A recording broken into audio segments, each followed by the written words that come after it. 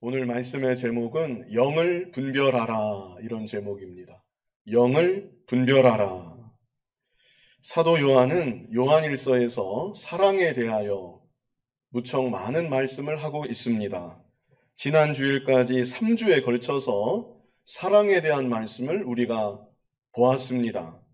그리고 다음 주일에 보게 될 요한일서 4장 7절부터의 내용도 사랑에 대한 말씀입니다. 그런데 이렇게 사랑을 강조하는 내용들 한 복판에 영을 분별하라, 이 말씀이 들어가 있는 것입니다. 이것이 우리에게 무엇을 말해주는 것일까요? 그리스도인의 사랑은 분별력 있는 사랑이어야 한다. 이것을 말해주는 것입니다. 하나님의 자녀된 우리들은 그리스도의 사랑을 본받아서 우리 주변의 모든 사람들을 다 사랑해야 합니다. 심지어 원수까지 사랑할 수 있는 사랑의 사람으로 우리의 사랑의 그릇은 점점 더 커져 나아가야 합니다. 그러나 그런 가운데 아무 것이나 다 용납하고 이래도 저래도 나는 괜찮다, 상관없다, 이것은 아니라는 것입니다. 우리가 잊지 말아야 될 것은 그리스도인으로서 우리들은 개인적으로나 교회적으로나 치열한 영적 전쟁 가운데 있다는 사실입니다. 지금도 사탄은 하나님의 자녀된 우리들을 무너뜨리기 위해서, 주님의 몸된 교회를 흔들어 놓기 위해서 끊임없이 미혹의 역사를 일으키고 있습니다. 그러므로 우리들은 항상 경계태세를 늦추지 말고 무엇이 옳은지 무엇이 그른지 바르게 분별할 수 있어야 되는 것입니다. 이 시간 본문의 내용을 크게 세 가지로 보고자 합니다. 먼저 첫 번째는 영을 다 믿지 말고 분별하라, 이런 말씀이 오늘 본문에 있습니다. 영을 다 믿지 말고 분별하라. 이어서 두 번째는 그렇다면 분별하는 기준은 무엇인가? 분별하는 기준에 대해서 우리에게 또 말씀해주고 있고, 마지막 세 번째는 분별하여 물리치는 비결. 이렇게 본문이 차례대로 우리에게 말씀해주고 있습니다. 자, 먼저 첫 번째는 영을 다 믿지 말고 분별하라, 이런 말씀입니다. 영을 다 믿지 말고 분별하라. 자, 본문 1절 우리 같이 한번 읽어보겠습니다. 사랑하는 자들아, 영을 다 믿지 말고 오직 영들이 하나님께 속하였나 분별하라. 많은 거짓 선지자가 세상에 나왔음이라. 자, 여기서 주목할 것은 우리가 평상시 쓰지 않는 표현이 사용되고 있다는 점입니다. 거짓 선지자들을 믿지 말라, 그들의 말을 믿지 말라, 이렇게 표현하지 않고 무엇을 다 믿지 말라고 표현하고 있습니까? 영을 다 믿지 말고, 영을 다 믿지 말아라. 우리가 일상적으로 쓰는 말은 아닌데 영을 다 믿어서는 안 된다, 이런 표현을 오늘 본문이 쓰고 있지요. 비슷한 맥락의 말을 다른 곳에서도 우리는 찾아볼 수 있습니다. 자, 디모데전서 4장 1절 우리 같이 한번 뜻을 생각하면서 읽어보겠습니다. 그러나 성령이 밝히 말씀하시기를 후일에 어떤 사람들이 믿음에서 떠나 미혹하는 영과 귀신의 가르침을 따르리라 하셨으니. 자, 이 구절도 자세히 보십시오. 후일에 어떤 사람들이 믿음에서 떠나 거짓 선지자들과 거짓 선지자들의 가르침을 따를 것이다, 이렇게 말씀하지 않고 뭐라고 지금 말씀하고 있습니까? 미혹하는 영과 또 누구 가르치며? 귀신의 가르침을 따르리라, 이렇게 말씀하고 있는 것이죠. 야고보서 3장 15절 같이 한번 읽어보겠습니다. 이러한 지혜는 위로부터 내려온 것이 아니요 땅 위의 것이요 정욕의 것이요 귀신의 것이니. 지혜에는 두 종류의 지혜가 있다는 것입니다. 먼저는 위로부터 내려온 지혜. 누구의 지혜이겠습니까? 이것은 하나님의 지혜입니다. 하나님의 지혜 말고 또 어떤 지혜가 있느냐? 땅 위의 지혜, 정욕의 지혜. 이것은 누구의 지혜입니까? 귀신의 지혜, 마귀의 지혜가 있다. 하나님의 지혜가 있고 마귀의 지혜가 있다. 이것을 성경이 또한 우리에게 말해주고 있는 것입니다. 그래서 우리들은 그저 눈에 보이는 것으로만 보고 판단해서는 안 됩니다. 당장 눈앞에 보이는 사람, 내 귀로 들려지는 사람의 말, 그것으로만 보고 듣고 판단하면 안 된다는 것입니다. 그 사람 배후에 영의 역사가 있다는 것, 성경은 이것을 말해줍니다. 그 사람 배후에 영의 역사가 있다. 그 사람 말 배후에 하나님이 계신가? 아니면 마귀가 있는가? 둘 중에 하나일 텐데 하나님께 속한 것인가? 마귀에게 속한 것인가? 이것을 보아야 된다고 성경이 우리에게 말씀해주고 있는 것입니다. 중간지대는 없습니다. 이 세상은 하나님께 속해서 하나님 뜻에 순종하는 영역이 이 세상 가운데 있고, 그렇지 않은 영역이 있습니다. 그렇지 않은 영역은 곧 마귀에게 속해서 마귀를 따르는 영역, 하나님의 영역과 마귀의 영역이 있는 것입니다. 내 마음도 마찬가지입니다. 내 마음이 중립적으로, 독립적으로 내 마음 자체로만 존재하는 것이 아닙니다. 하나님의 영향을 받아서 내 마음이 하나님 뜻을 따르는 마음이 될 수도 있는 것이고, 마귀의 영향을 받아서 내 마음이 마귀의 뜻을 따르는 그런 마음이 될 수도 있는 것입니다. 둘 중에 하나입니다. 세상의 모든 가르침들도 다 마찬가지입니다. 하나님께 속해서 하나님 창조 원리에 맞게 가르치는 바른 가르침이 있는 것이고, 마귀에게 속해서 하나님 대적하고 하나님 창조 원리를 거스르는 잘못된 가르침이 있는 것입니다. 그런데 오늘 본문에서는 다른 것은 다 제쳐두고 우리의 믿음의 영역에서 우리가 듣는 신앙적인 가르침, 성경에 근거한 말씀들, 이 말씀들과 가르침들 배후에 하나님이 계신지 마귀가 있는지 그것을 너희가 분별해야 된다. 오늘 본문이 그것을 우리에게 말씀하고 있는 것입니다.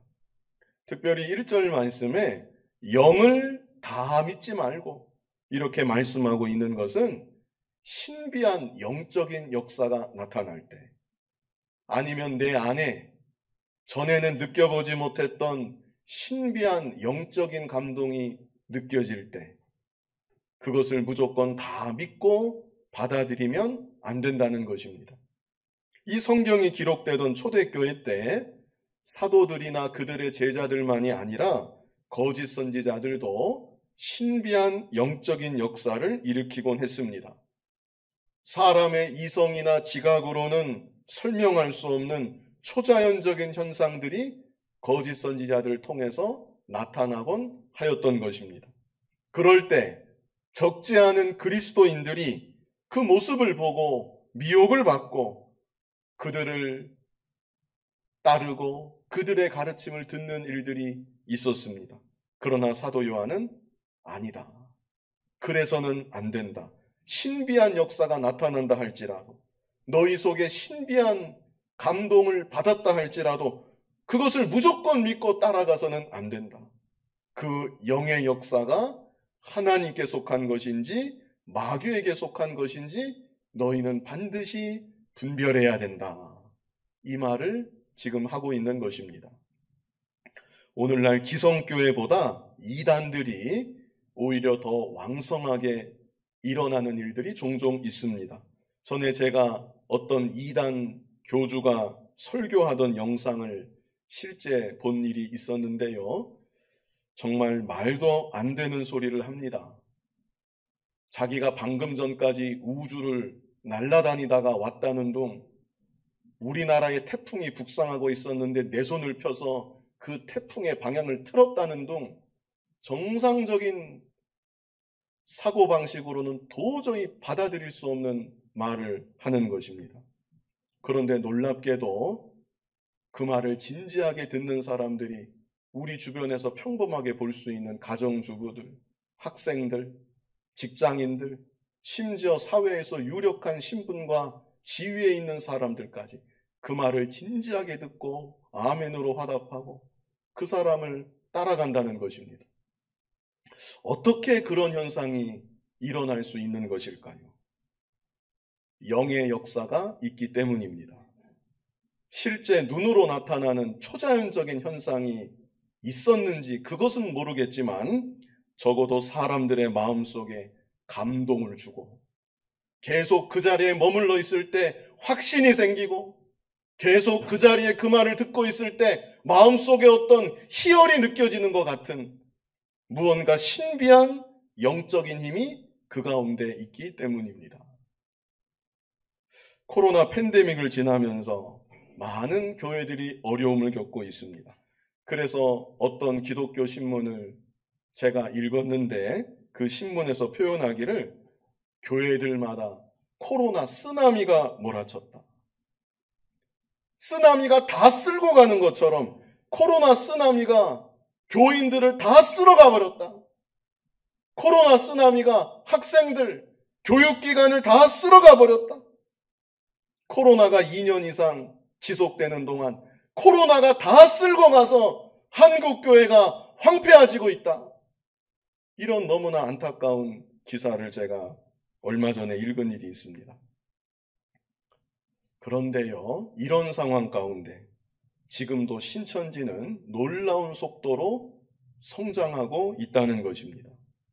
약 2년 전이었습니다. 신천지 집단 감염 사건으로 인해서 언론에서도 매일같이 신천지를 때렸고 신천지는 이단이라고 언론에서 대서특필을 했고 그래서 이제는 신천지가 자취를 감추지 않겠는가 여겨졌었는데 지금 한 2년 정도 지났죠? 그 2년 동안 3만 7천 명에 달하는 사람들이 새로 신천지에 입교했다는 공식적인 발표가 있습니다. 더 성장한 것입니다. 놀라운 속도로. 어떻게 그런 일이 일어날 수 있을까? 저들이 인간적인 수단 방법으로만 그렇게 할 수 있을까? 절대 그렇지 않습니다. 그 안에도 영의 역사가 있는 것입니다. 배후에서 마귀가 힘을 주고 능력을 주고 간교하게 역사하고 있기 때문에 지금도 수많은 영혼들이 그들의 말에 미혹을 받고 따라가고 있는 것입니다. 그러므로 이 시간 먼저는 이것 자체를 꼭 마음에 새겨두시기 바랍니다. 영을 분별해야 된다. 신비한 영의 역사가 눈앞에 나타난다 할지라도 아니면 내 안에 전에 경험하지 못했던 신비한 감동이 느껴진다 할지라도 그것을 무조건 믿고 따라가면 안 된다. 이것이 하나님께로부터 온 것인지 아니면 마귀에게서부터 온 것인지 그것을 잘 분별해야 된다. 이것을 먼저는 마음에 꼭 새겨두는 여러분들이 되셨으면 좋겠습니다. 이제 다음으로 두 번째, 그렇다면 분별하는 기준이 무엇인가? 분별하는 기준에 대해서 오늘 본문이 우리에게 또한 말씀해주고 있습니다. 본문 2절로 3절 같이 한번 읽어보겠습니다. 이로써 너희가 하나님의 영을 알지니 곧 예수 그리스도께서 육체로 오신 것을 시인하는 영마다 하나님께 속한 것이요 예수를 시인하지 아니하는 영마다 하나님께 속한 것이 아니니 이것이 곧 적그리스도의 영이니라. 오리라 한 말을 너희가 들었거니와 지금 벌써 세상에 있느니라. 자, 2절을 다시 보면요. 이로써 너희가 하나님의 영을 알지니 곧 예수 그리스도께서 육체로 오신 것을 시인하는 영마다 하나님께 속한 것이요. 자, 여기에는 두 가지 의미가 있습니다. 예수 그리스도께서 육체로 오신 것을 시인하는 영 그랬죠? 먼저는 예수님은 하나님이시다. 이것을 믿고 시인하는 것입니다. 그리고 다음으로 하나님이신 예수님이 이 땅에 사람의 모습으로 오셨다. 이것을 또한 믿고 시인하는 것입니다. 그래서 두 가지입니다. 하나님이신 예수님, 그리고 사람으로 오신 예수님의 이 두 가지를 모두 믿고 고백해야 하나님께 속한 영이다. 오늘 본문이 이것을 말씀하고 있는 것입니다. 실제로 많은 이단들이 여기에서부터 걸립니다. 대표적으로 여호와의 증인 있죠? 대화를 나누면 안 되는데 나누다 보면 공통적인 게 너무나 많습니다. 나보다 더 경건한 것처럼 보일 수도 있습니다. 그런데 여호와의 증인은 예수님이 하나님이신 것을 믿지 않는 이단입니다. 몰몬교도 마찬가지입니다. 예수님이 하나님이신 것을 그들은 믿지 않습니다. 그리고 초대교회 때 왜 사도 요한이 이 얘기를 썼느냐? 영지주의라는 강력한 이단이 있었는데 그들이 바로 예수님이 사람으로 오신 것을 믿지 않았습니다. 그래서 우리들이 좀 더 종합해서 적용하면 분별할 수 있는 가장 기본적이고도 중요한 기준은 예수 그리스도에 대한 바른 믿음과 고백이 있는가? 이것으로 우리가 분별할 수가 있다는 것입니다. 제가 전에 1월 둘째 주일로 기억하는데 예수님에 대해서 7가지를 말씀드렸던 일이 있었습니다. 기억이 나시는지 모르겠습니다. 먼저는 예수님은 하나님이시다. 다음으로는 하나님이신 예수님이 성육신 하신 것. 사도신경의 고백대로 하면 예수님의 동정녀 탄생. 그 다음은 무엇이죠? 예수님 십자가 대속의 죽으심. 사흘 만에 예수님이 부활하심. 예수님이 승천하심. 세상 끝에 예수님이 다시 오심. 다시 오신 예수님이 온 세상을 심판하심. 이렇게 7가지입니다. 제가 주보에 다시 적어 놓았는데요. 자, 이 7가지 우리 다시 한번 다 같이 해보면 좋겠습니다. 처음에는 무엇입니까? 예수님이 하나님이심. 다음은 예수님의 동정녀 탄생. 예수님의 십자가 대속. 예수님의 부활. 예수님의 승천. 예수님의 재림. 예수님의 심판. 이 7가지 중 하나라도 믿지 않고 고백하지 않으면 그것이 바로 이단이고 적그리스도의 영입니다. 우리 중요한 요절 말씀 사도행전 4장 12절 우리 같이 한번 읽어보겠습니다. 사도행전 4장 12절 같이 읽겠습니다. 다른 이로서는 구원을 받을 수 없나니 천하 사람 중에 구원을 받을 만한 다른 이름을 우리에게 주신 일이 없음이라 하였더라. 아멘. 다른 이름은 없다는 것입니다. 그러므로 우리들은 길이요 진리요 생명이신 예수 그리스도만을 더욱 증거해야 되는 것이고 예수 그리스도만을 더욱 힘써 나타내야 되는 것입니다. 이단의 중요한 특징 중 하나가 또 무엇인지 아십니까? 그것은 교주의 이름을 높인다는 것입니다. 교주의 이름을 자랑하고 교주에게 영광을 돌린다는 것입니다. 그래서 오늘 본문에는 나타나 있지 않지만 이와 관련해서 우리가 또 분별할 수 있는 기준 제가 추가적으로 몇 가지 더 적어봤는데요. 먼저는 예수님과의 관계에서 예수님의 이름을 높이는가 아니면 다른 이의 이름을 높이는가 이것을 보면 분별할 수가 있습니다. 하나님께 속한 하나님의 역사는 그 역사가 강해지면 강해질수록 예수님의 이름이 높아지는 것입니다. 그 역사가 강해지면 강해질수록 주 대신 예수 그리스도께 더 큰 영광이 돌아가게 되는 것입니다. 그러나 그것이 아니라 예수님이 아닌 다른 누군가에게 영광이 돌아가고 예수님이 나타나고 부각되는 것이 아니라 사람이 나타나고 사람이 부각된다고 하면 그것은 마귀의 역사이다. 우리가 이렇게 분별할 수가 있는 것입니다. 다음으로 성경과의 관계에서 기록된 성경 말씀을 점점 더 가까이 하게 만드는가? 아니면 성경보다 사람의 가르침을 더 가까이 하게 하는가? 이것을 보면 또 분별할 수가 있습니다. 하나님께 속한 하나님의 역사는 언제나 우리들을 진리 가운데로 인도하는 것입니다. 그래서 기록된 말씀을 점점 더 사모하게 만들고 기록된 말씀을 점점 더 귀하게 여기도록 만드는 것입니다.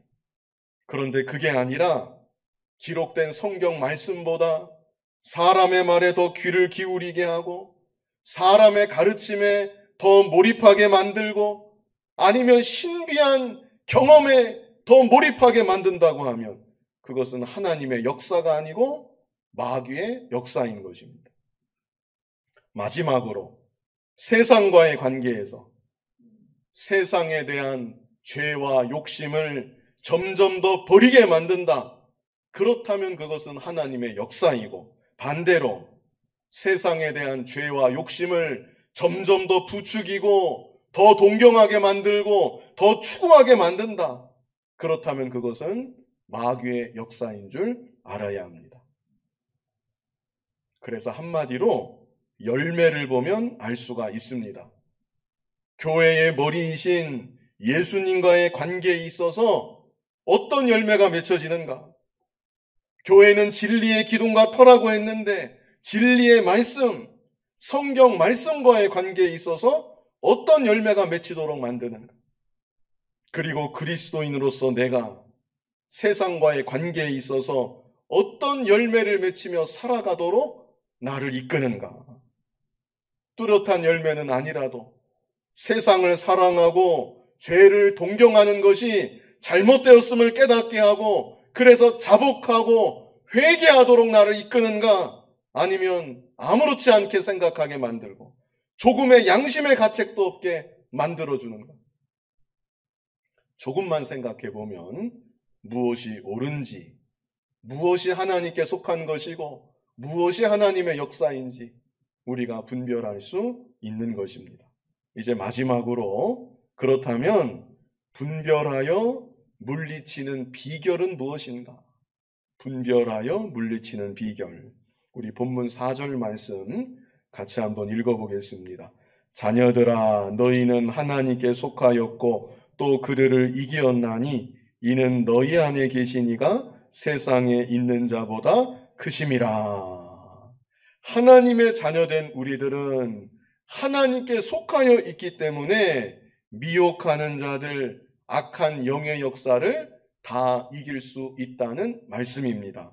그런데 여기서 우리가 주목해서 볼 것은 후반절에 이는 너희 안에 계신 이가 세상에 있는 자보다 크심이라 그랬죠? 여기서 너희 안에 계신 이는 누구를 말하는 것일까요? 우리 안에는 예수님도 계시지만 오늘 본문에는 계속 영의 역사를 말하고 있죠? 그래서 여기서 너희 안에 계신 이는 성령을 가리키는 것입니다. 예수님을 믿는 우리 안에는 예수님도 계시지만 성령 하나님이 우리 안에 거하고 계십니다. 그러므로 내 안에 거하시는 성령의 능력으로, 성령의 감동으로 마귀의 영을, 미혹의 역사를 다 물리칠 수가 있다. 이것을 말씀하고 있는 것입니다. 그런데 문제는 우리들이 내 안에 성령이 거하시지만 성령의 감동을 받아서 성령께 순종하는 삶을 살지 않고 여전히 내 마음 내 뜻대로만 살기 때문에 마귀의 역사도 분별하지 못하고 때로는 미혹에 빠져서 마귀의 종노릇을 하기까지 하는 것입니다. 그래서 분별하여 물리치는 비결 첫 번째는 성령께 순종하며 산다 이것입니다. 누구께 순종하며 산다고요? 성령께 순종하며 산다.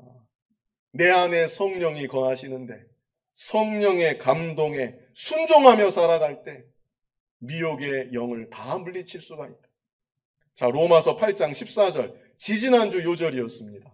우리 로마서 8장 14절 같이 읽어보겠습니다. 무릇 하나님의 영으로 인도함을 받는 사람은 곧 하나님의 아들이라. 하나님이 자녀된 우리 안에 하나님의 영 성령을 주셨는데 왜 성령을 우리 안에 주셔서 거하게 하셨는가? 성령의 인도를 받아 살라고, 성령의 인도를 받아서 죄를 이기고 세상을 이기고 마귀를 이기며 능력 있게 살라고 성령을 우리 안에 거하도록 우리에게 주신 것입니다. 한번 따라해 보시겠습니다. 성령이 내 안에 계십니다. 성령이 내 안에 계신 거 느껴지시나요? 무엇을 보면 성령이 내 안에 계시는 게 확실한 건가요? 가장 기본적인 것은 예수님이 믿어지는 것.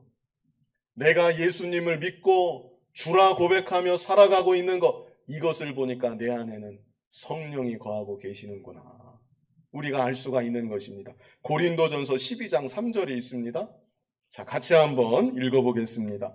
그러므로 내가 너희에게 알리노니 하나님의 영으로 말하는 자는 누구든지 예수를 저주할 자라 하지 아니하고 또 성령으로 아니하고는 누구든지 예수를 주시라 할 수 없느니라.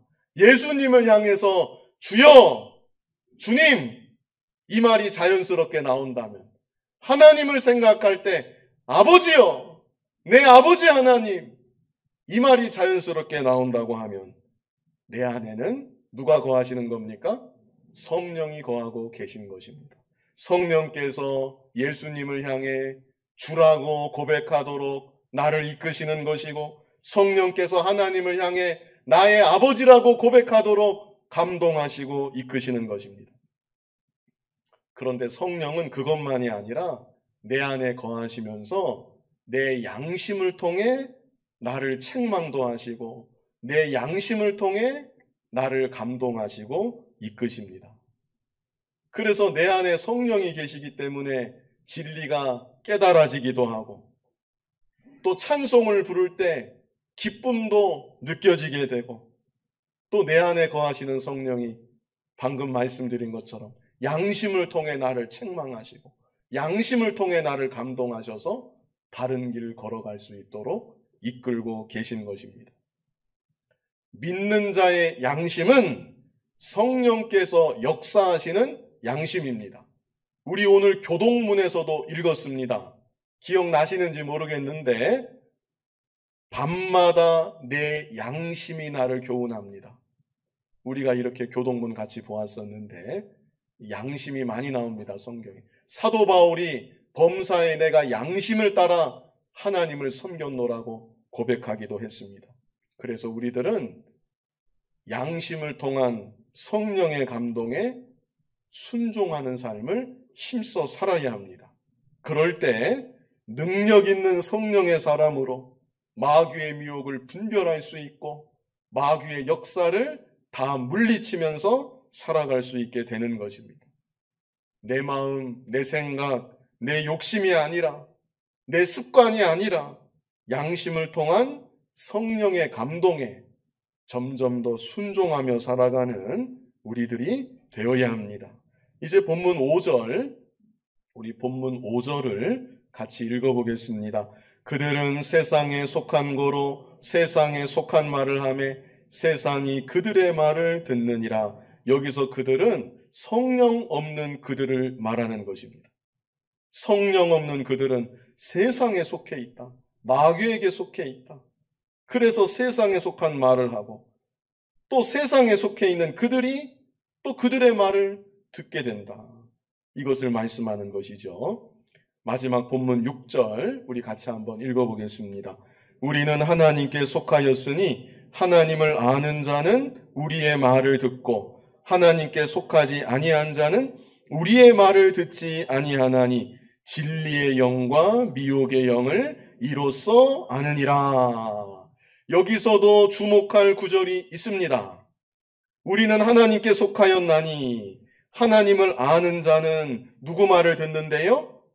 우리의 말을 듣고, 우리의 말이라고 한 이 표현을 주목해서 보십시오. 우리의 말을 듣고 하나님께 속하지 아니하는 자는 누구 말을 듣지 않습니까? 우리의 말을 듣지 않는다. 하나님께 속한 자는 우리의 말을 듣고 하나님께 속하지 아니한 자는 우리의 말을 듣지 않는다. 여기서 우리는 사도들을 말하는 것입니다. 하나님께 속하여 있는 자, 그 안에 성령이 거하실 뿐 아니라 사도들의 가르침을 듣고 사도들의 가르침을 따르는 것이다. 오늘 본문이 이것을 우리에게 알게 하여 줍니다. 그래서 분별하여 물리치는 비결 두 번째는 바른 말씀의 가르침을 듣고 따라야 한다. 이렇게 정리해 볼 수 있겠습니다. 바른 말씀의 가르침을 듣고 따라야 한다. 초대교회 때로 말하면 그 시대 수많은 가르침들이 있지만 사도들의 가르침이 무엇인가? 그 가르침을 분별해서 그 가르침을 듣고 그 가르침만을 따라야 미혹받지 않고 바른 길로 걸어갈 수 있었던 것입니다. 사도들보다 똑똑해 보이는 사람 그 시대에 없었겠습니까? 사도들이 다 어부 출신인데 사도들보다 공부 많이 하고 똑똑해 보이고 말 잘하는 사람 왜 그 시대에 없었겠습니까? 그러나 아무리 똑똑해 보이고 말도 잘하고 여러모로 좋은 면이 많다 할지라도 저 사람의 가르침이 사도들의 가르침과 같은 선상에 있는가? 아니면 사도들에게 배움을 받아서 그대로 전달하는 가르침인가? 그것을 그 시대는 분별해야 되었던 것입니다. 오늘날 이 시대도 마찬가지입니다. 이단들도요, 성경 가지고 가르칩니다. 성경만 가르친다고 하면서 이단들이 엉뚱한 소리를 하는 것입니다. 그런데 그 가르침이 정말 성경 말씀 자체를 풀어주는 가르침인가? 아니면 성경만 읽고 결국 자기 생각, 자기 주관을 말하는 가르침인가? 그리고 또 중요한 것은 오늘날 우리들도 마찬가지입니다. 저 가르침이 예수님의 가르침, 그리고 사도들의 가르침과 같은 선상에 있는 가르침인가? 오늘날 우리들도 그것을 분별해야 되는 것입니다. 우리 기독교 신앙은 어느 날 갑자기 어디서 튀어나온 신앙이 아닙니다. 성경 해석도 누군가에 의해서 갑자기 새롭게 해석되는 것이 아닙니다.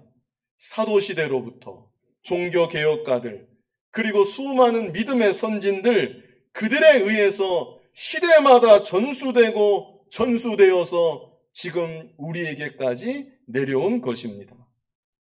그러므로 어느 날 갑자기 내가 새로운 것을 깨달았습니다. 남들은 다 모르는데 기성교회는 아직도 모르고 있는데 누구도 생각하지 못했던 것을 제가 새롭게 깨닫고 새롭게 발견했습니다.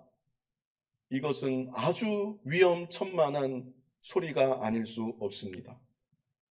전에도 제가 말씀드렸지만 신자가 들어가는 것, 새로울 신자, 이 신자가 들어가는 것은 다 잘못된 것이고 다 나쁜 것이다. 우리 신앙에 있어서는 그렇게 생각하셔도 무방합니다. 신신앙, 잘못된 겁니다. 신복음주의, 신정통주의, 신오순절주의 다 잘못된 것이고 다 나쁜 것입니다. 오늘날 최근에는 바울에 대한 세간점, 이 말이 한켠에서 일어나고 있는데 그것도 잘못된 것이고 그것도 나쁜 것입니다. 앞으로도 마찬가지입니다. 제가 항상 강조하지만 우리의 신앙은 옛신앙입니다. 옛날 믿음의 선진들이 어떤 신앙을 갖고 이 땅을 살아갔고 어떤 길을 걸어갔는가? 옛신앙, 옛길을 찾아서 그 신앙으로 그 길로 걸어가는 것, 그것이 바른 신앙이고 정통신앙이다. 우리가 이 사실을 잊어서는 안 됩니다. 우리 여러 번 같이 읽었었는데 에레미야 6장 16절 우리 같이 읽어보겠습니다. 여호와께서 이와 같이 말씀하시되 너희는 길에 서서 보며 옛적 길 곧 선한 길이 어디인지 알아보고 그리로 가라. 너희 심령이 평강을 얻으리라 하나 그들의 대답이 우리는 그리로 가지 않겠노라 하였으며 옛적 길, 옛신앙 다 싫어합니다. 우리는 그리로 가지 않겠노라. 세상에서도 새 것이 좋은데 새로 개발되는 게 좋은데 우리 신앙도 새 것을 좀 찾아야겠습니다. 어느 시대나 옛것을 싫어하는 것이죠. 그러나 너희는 길에 서서 보며 옛적 길, 곧 선한 길이 어디인지 알아보고 그리로 가라. 너희 심령이 평강을 얻으리라. 옛신앙, 우리는 그대로 전수받아서 이 바른 신앙의 길, 진리가 혼탁한 이때에도 이 신앙의 길을 끝까지 잘 걸어가야 되겠습니다. 이 시간 영을 분별하라 이런 제목으로 말씀을 증거했습니다. 첫 번째는 어떤 제목이었습니까? 영을 다 믿지 말고 분별하라. 먼저는 이것을 꼭 마음에 새겨두시면 좋겠습니다. 분별해야 된다는 거, 영적 전쟁 중에 있다는 거, 분별해야 됩니다. 신비한 영의 역사가 있다 할지라도 무조건 믿고 따르지 말고 하나님께로부터 온 것인지 마귀에게서부터 온 것인지 분별해야 된다는 것. 수많은 거짓 선지자들이 일어났고 앞으로도 더 많이 일어날 것입니다. 분별하며 살아야 된다는 것. 두 번째, 그렇다면 분별하는 기준이 무엇인가? 이 당시는 예수 그리스도의 인성을 부정하는 이단이 너무나 크게 일어났기 때문에 특별히 거기에 대해서 초점을 맞추었는데 우리는 종합적으로 적용할 때 예수 그리스도에 대한 바른 믿음과 고백이 있는가? 교회의 머리는 예수님이신데 우리는 이것을 가지고 분별해야 됩니다. 7가지, 우리 이 시간도 같이 생각해 보았죠? 7가지가 무엇입니까? 예수님이 하나님이신, 예수님의 동정녀 탄생, 예수님의 십자가 대속, 예수님의 부활, 예수님의 승천, 예수님의 재림, 예수님의 심판. 그리고 추가해서 열매를 보면 알 수 있다, 분별할 수 있다 그랬습니다. 먼저는 예수님과의 관계에서 어떤 열매가 맺혀지는가? 예수님을 최고로 높이는가? 아니면 보았더니 교주 같은 사람이 올라가는가? 마지막에 가서는. 신천지가 마지막에 가면 이만희 믿으라고, 이만희가 예수라고 그런다지 않습니까? 결국에 갔더니 교주가 올라가는구나. 그걸 보면 분별할 수 있는 것입니다. 성경과의 관계에서, 말씀 위에 교회는 세워져 가는 것인데 성경과의 관계에서 어떤 열매가 맺혀지는가?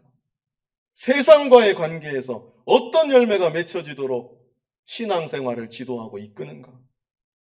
아예 부모와 대적하고 혼자 따로 나와서 자기들끼리 살게 하는가?